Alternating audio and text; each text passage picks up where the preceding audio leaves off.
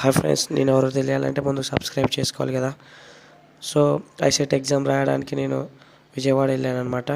So అక్కడ ఒక 45 నుంచి 55 అరౌండ్ ఆ మధ్యలో ఉన్న ఒక ముసలాయన నేను చూశాను అనమాట. ఆయన రోడ్డు మధ్యలో పడుకొని ఆ భిక్షం అనేది తీసుకుంటాను అనమాట. ఆ కాళ్ళు మొత్తం పడిపోయినాయి, చేతులు పడిపోయినాయి.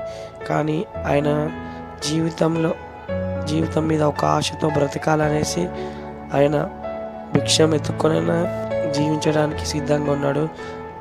చూడండి, ఆయనను చూస్తే చాలా బాధ అనిపించింది.